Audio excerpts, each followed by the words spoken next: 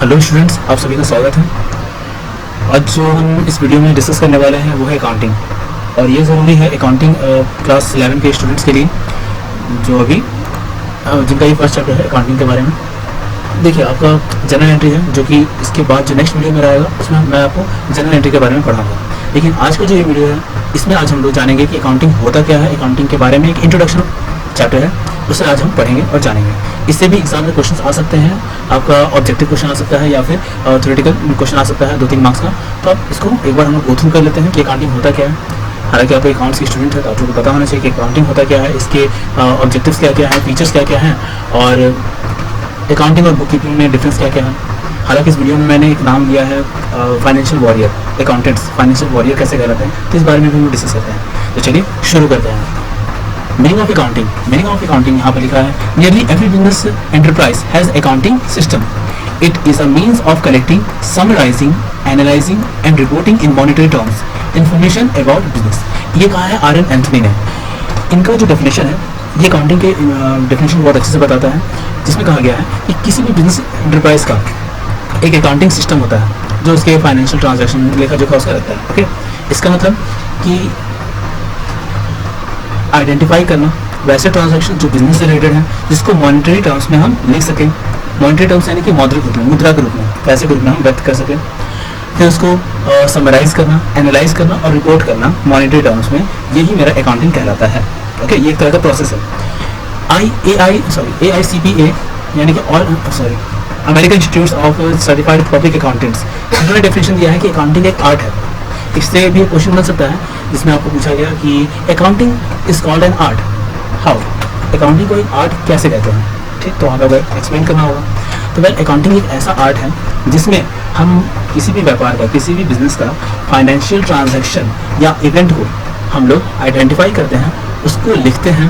Okay, उसको लिखने के बाद हम उसको लिखना यानी कि रिकॉर्ड करते हैं, क्लासीफाई करते हैं, उसको समराइज करते हैं एक सिस्टमेटिक मैनर में, एक सिग्निफिकेंट मैनर में, और मॉनिटरी टर्म्स में यानी कि पैसे के रूप में व्यक्त करते हैं। ठीक, जो कि यहाँ पे क्या लिखा है, transactions and events which are in part at least of a financial character and including the results there. यानी कि फाइनेंशियल ट्रांजैक्शन को आइडेंटिफाई करना, उसको रिकॉर्ड करना, उसको क्लासीफाई करना, उसको समराइज करना और फिर उसको इंटरप्रेट करके एक रिजल्ट ऐसा तैयार करना, उसको रिजल्ट से एनालाइज करना, यही कहलाता है मेरा अकाउंटिंग। ठीक है, अब आइडेंटिफाई करना क्या होता है, तो मैं एक छोटा सा एग्जांपल लेता हूँ और उसमें आपको सारी चीज़ समझ में आ जाएगा इसका। जैसे कि एक बिजनेस है। ओके, उस बिजनेस का जो ऑनर है वो बहुत सारे ट्रांजैक्शन कर रहा है, वो लेन देन कर रहा है अपने ग्राहक के साथ भी, और इसी बीच उसका कोई दोस्त आ जाता है और उससे भी वो क्या किया है, लेन देन किया है। अब उससे अपने दोस्त से क्या किया लेन देन, वो बस मतलब कि कोई भी अपने पर्सनल सामान लेन देन किया है। तो क्या ये बिजनेस रिलेटेड है जो ट्रांजैक्शन उसने अपने दोस्त के साथ किया है? नहीं। तो उसका एंट्री हम लोग अपने अकाउंटिंग बुक्स में नहीं करेंगे, लेकिन अपने कस्टमर से जो लेन देन किया गया है उसका हम उस ट्रांजैक्शन का रिकॉर्ड हम लोग करेंगे अकाउंटिंग बुक्स में। दूसरा, वैसे इवेंट्स जो मॉनिटरी टर्म्स में जिनको व्यक्त किया जा सके उसका हम रिकॉर्डिंग करेंगे अकाउंटिंग बुक्स में। ओके, वो हम लोग, अगर ऐसा कुछ नहीं है, मान लीजिए कि ऐसा कुछ इवेंट हुआ है जिसे हम पैसे के रूप में या मॉनिटरी टर्म्स के रूप में हम उसको व्यक्त नहीं कर सकते हैं, तो वो चीज़ हम अपने बुक में नहीं लिखेंगे। जैसे एक कंपनी के अंदर काम करने वाले एम्प्लॉयज़ में झगड़ा हो गया, तो ये झगड़ा हो गया या हड़ताल पर वो लोग बैठ गए, तो ये तो बिजनेस रिलेटेड था ये इवेंट, लेकिन क्या हम इस हड़ताल को मॉनिटरी टर्म्स में लिख सकते हैं कि कितने रुपए का हड़ताल हुआ? नहीं ना, तो हम इसे अपने बुक में नहीं लिखेंगे। वही अगर फैक्ट्री में आग लग जाता है या किसी तरह का नुकसान हो जाता है तो वो कितने रुपए का नुकसान हुआ वो हम लिख सकते हैं अपने बुक में, ये क्योंकि ये मेरा कंपनी से रिलेटेड था। दूसरा, इससे हम पैसे के रूप में व्यक्त कर सकते हैं इस घटना को। तो ये सारी चीज़ें, ये सारी जो ट्रांजैक्शंस है इसका हम रिकॉर्ड कर सकते हैं अपने बुक में। नेक्स्ट आता है इसमें रिकॉर्डिंग करने के बाद क्लासीफाई करना। तो चलिए इसके बाद हम लोग देख लेते हैं इसका कैरेक्टरिस्टिक्स में, इसी में हम लोग बाकी सब जो उसका फंक्शंस है वो भी हम यहाँ डिस्कस करेंगे। तो देखिए, अभी तक हम लोगों ने ये समझ लिया कि रिकॉर्डिंग ऑफ फाइनेंशियल ट्रांजैक्शन होता क्या है। ओके, नेक्स्ट आता है रिकॉर्डिंग। रिकॉर्डिंग में मैंने भी आपको बता दिया कि किस तरह के ट्रांजैक्शन को हम लोग रिकॉर्ड करेंगे। तो देखिए, रिकॉर्डिंग में एक वाली चीज़ है कि इसमें आपको एक तो है कि आपको जनरल एंट्री किया जाएगा, एक तो आपको जनरल एंट्री किया जाएगा और दूसरा है आपका जो कैश बुक है उन सब में एंट्री किया जाता है। जनरल एंट्री बेसिकली जो छोटे व्यापार हैं या मध्यम तबके के जो व्यापार हैं वो लोग जनरल एंट्री कर सकते हैं, लेकिन जो बड़े बड़े या लार्ज स्केल इंडस्ट्रीज़ हैं वो सब क्या करेंगी, वो सब कैश बुक जो है यानी कि उनका 8 तरह का बुक्स होता है, जिसको एक नाम दिया गया है बुक्स ऑफ ओरिजिनल एंट्री। ये 8 तरह का बुक्स में अलग अलग एंट्री होता है, जैसे कि कैश बुक हो गया, परचेस बुक हो गया, सेल्स बुक हो गया, यानी सेल्स से रिलेटेड जितना भी ट्रांजेक्शन है वो सेल्स में जाएगा, सेल्स बुक में, ये सारा चीज़। लेकिन एक स्मॉल अगर बिजनेस है, एक छोटा मोटा या मध्यम तबके का अगर व्यापार है, तो वो सब का जो ट्रांजेक्शन है वो सब जनरल एंट्री में हो जाता है। ओके, तो अब हम लोगों ने क्या किया कि आइडेंटिफाई कर लिया कि कौन कौन से ट्रांजेक्शन्स हैं जो मुझे लिखने हैं। अब उसे लिखेंगे कहाँ, तो उसे हम लिखेंगे जनरल एंट्री करेंगे उसका, या फिर कैश बुक में, या जो भी बुक्स ऑफ ओरिजिनल एंट्री में जो कैटेगरी वाइज आता है उसमें हम जिस कैटेगरी में आता है वो ट्रांजेक्शन, उसमें हम उसको एंट्री करेंगे। नेक्स्ट आता है मेरा क्लासीफाइंग। क्लासीफाइंग मीन्स व्हाट, अभी हम लोगों ने जितने भी ट्रांजेक्शन्स को रिकॉर्ड किया उसके अंदर जो भी टर्म्स आए उन सबको बांटना, जो सेम नेचर के उन सबको अलग अलग बांटना। जितने भी टर्म्स आए हैं उन टर्म्स, हर एक टर्म्स का अलग अलग अकाउंट बनाना। जैसे मैंने मोहन से 10,000 रुपये का गुड्स खरीदा, गुड्स यानी कि मैंने मोहन से 10,000 रुपये का सामान खरीदा बिजनेस के लिए, ठीक है, स्टॉक खरीदा। तो यहाँ पे क्या है, मैंने मोहन से खरीदा, तो इसका मैं एंट्री करूँगा अपनी बुक में कि हाँ मैंने मोहन से इतने रुपये का सामान खरीदा था। अब ये तो मैंने इसका रिकॉर्ड कर लिया जनरल एंट्री में। इसके बाद मैं क्या करूँगा, इसे क्लासीफाई करूँगा, यानी कि मैंने नगद खरीदा था, तो अब नगद यानी कि कैश से रिलेटेड जितना भी ट्रांजेक्शन है उसका मैं एक अलग ही अकाउंट बना दूंगा जिसमें कैश का सारा डिटेल रहेगा। मोहन से रिलेटेड मैं एक अलग ही अकाउंट बना लूँगा जिसमें ये शो करेगा कि मोहन से मैंने क्या क्या ट्रांजेक्शन किए हैं, मैंने उसे कितने रुपए का सामान खरीदे हैं, उसे कितने का पेमेंट किया है मैंने, वो सारा का डिटेल, वो सारा डिटेल मेरा एक मोहन अकाउंट के रूप में रहेगा। ठीक है, तो ये हो जाता है मेरा क्लासीफाई करना।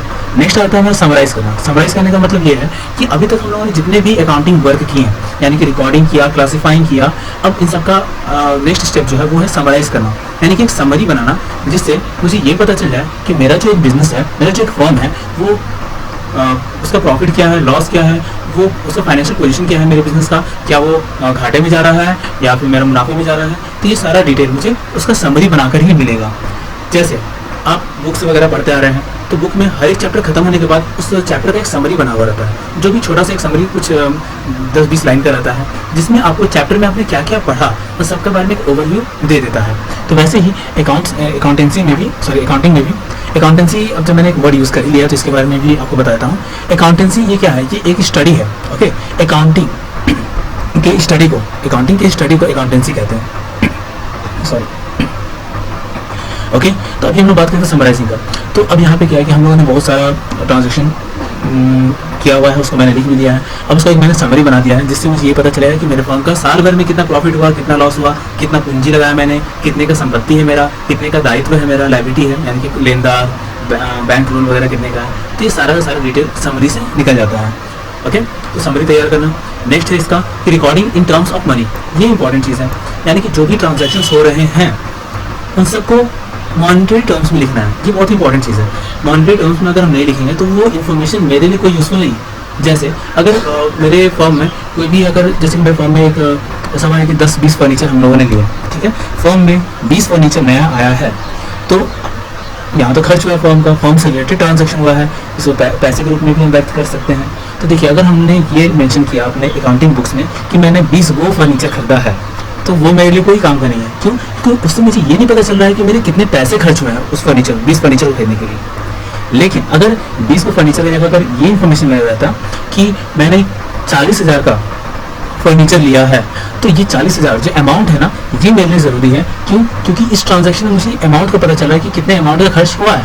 तो वैसे ही ट्रांजैक्शन जिसको मॉनिटरी टर्म्स में व्यक्त कर सकते हैं उसे ही लिखेंगे। तो यहाँ पर मुझे ये लिखना होगा कि फर्नीचर मैंने 40,000 के खरीदे, ये मेरे ज़रूरी है, ना कि 20 को फर्नीचर मैंने खरीदे वो ज़रूरी है। क्लियर? नेक्स्ट आता है interpretation of results. Next step हमारा कैरेक्टरिस्टिक्स है इंटरप्रिटेशन ऑफ रिजल्ट। देखिए, अभी तक हम लोगों ने समरी बनाया, जो भी मेरा रिजल्ट अब तैयार हुआ।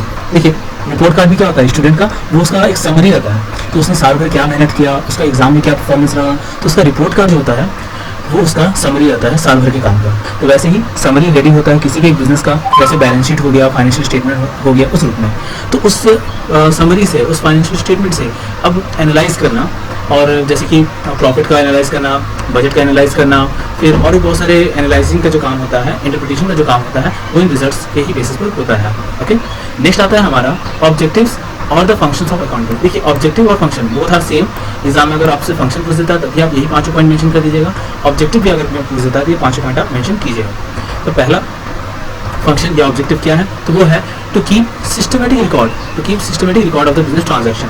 यानी कि जो भी बिजनेस ट्रांजैक्शन हो रहा है उसका एक क्रमबद्ध, एक सिस्टमेटिक तरीके से उसको लिखना, यही इसका पहला काम है और ऑब्जेक्टिव है अकाउंटिंग का। ऐसा नहीं कि मैंने इस बुक में लिखा 2 दिन बाद मैं दूसरी बुक में लिखूँ, तो ये सही नहीं है। ओके, नेक्स्ट आता है calculate of profit and losses, यानी कि प्रॉफिट कितना हुआ, लॉस कितना हुआ, ये सब अकाउंटिंग से ही पता चलता है, तो ये उसका एक फंक्शन है। नेक्स्ट इसका है थर्ड नंबर कि ascertain the financial position of the business, यानी कि बिजनेस का फाइनेंशियल पोजीशन है क्या, तो ये हमें उस बिजनेस का समरी निकाल कर उसके फाइनेंशियल स्टेटमेंट या बैलेंस शीट निकाल कर ही पता चलता है, और ये काम होता है अकाउंटिंग का। ओके, नेक्स्ट आता है मेरा प्रोग्रेस रिपोर्ट निकालना या प्रोग्रेस रिपोर्ट मेरा कैलकुलेट करना। हमारा बिजनेस पिछले 5 सालों में या पिछले सालों में कितना डेवलप किया है या कितना ये डाउन फेज में जा रहा है, इसके बारे में मुझे पता तभी चलेगा जब मैं एक कंप्लीट फाइनेंशियल रिपोर्ट देखूंगा और उसको कंपेयर करूंगा पिछले साल के फाइनेंशियल रिपोर्ट से। तो ये कैसे पॉसिबल है, तो ये अकाउंटिंग के थ्रू ही पॉसिबल है, तो ये अकाउंटिंग का एक ऑब्जेक्टिव भी है। नेक्स्ट आता है कि इससे जो इन्फॉर्मेशन रहता है ये यूजफुल होता है और प्रोवाइड करना रहता है वेरियस पार्टीज, यानी कि मेरा जो भी फाइनेंशियल पोजीशन है इन सब के बारे में हम अदर पार्टीज को भी हम यूजफुल इन्फॉर्मेशन दे सकते हैं। तो हम ऐसा क्यों करेंगे, एक्चुअली कोई भी एक बिजनेस है, अगर उसे कैपिटल चाहिए और उसके पास पैसे नहीं है तो वो कहाँ से लेगा, कैपिटल एम्प्लॉय करवाएगा, जाहिर सी बात है वो बैंक से लोन लेगा या फिर कहीं शेयर वगैरह इशू करेगा या फिर किसी से उधार पैसे लेगा, जैसे बैंक वगैरह या जितने भी जिससे भी वो पैसे ले रहा है, या इन्वेस्टर से बोलेगा कि आप इन्वेस्टमेंट कीजिए। तो ये सब पार्टीज हो गई जिसे जो लोग इन्वेस्टमेंट तो करेंगे, जो लोन भी देंगे ये उस बेसिस पे देंगे, पहले वो आपका बिजनेस का पोजीशन देखेंगे, तो ये आपसे वो वर्बली नहीं कर सकते हैं, इसके वो क्या करेंगे, वो आपका बैलेंस शीट देखेंगे, आपका फाइनेंशियल स्टेटमेंट देखेंगे और तब उस हिसाब से वो इन्वेस्टमेंट करेंगे या आपको लोन देंगे। ओके, तो ये अकाउंटिंग यूजफुल है हमारा to provide information to various parties. Okay, next आते हैं हम लोग types of accounting. Types of accounting में क्या है, तो यहाँ पे 5 टाइप है। ठीक, आगे आप क्लासीफाई करना चाहते हो तो कर सकते हैं, लेकिन मेजरली यहाँ पे कितने 5 इसके टाइप है।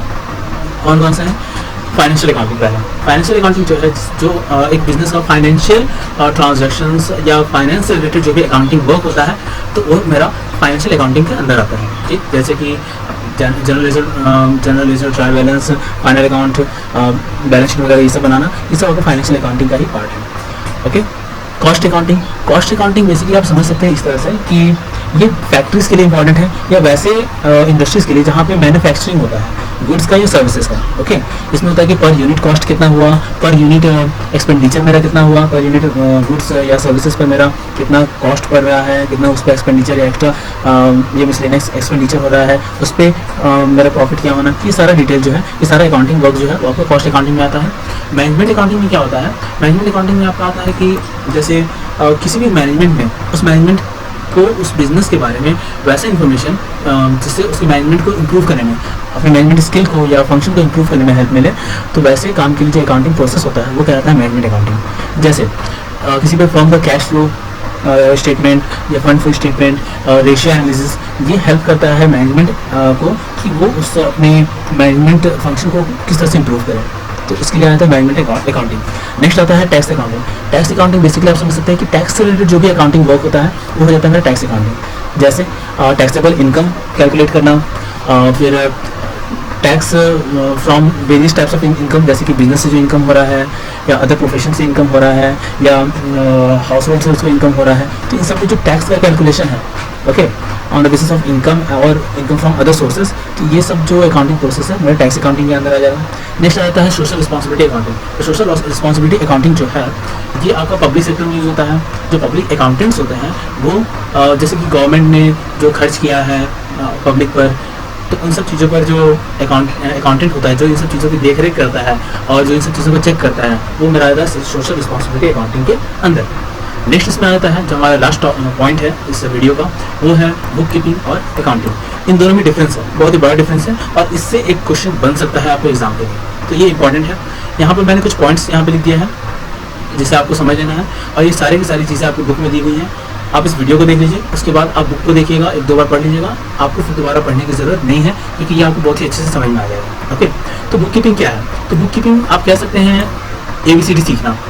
ओके, और अकाउंटिंग जो है ये उसके बाद क्या है, जैसे कि आप जूनियर क्लास में रहते हो तो आप ABCD सीखते हैं, उसके बाद ही ना आप बुक रीडिंग सीखते हैं, फिर क्वेश्चन आंसर वगैरह करते हैं। तो book keeping is like initial stage और अकाउंटिंग जो है ये इसके बाद का स्टेज है।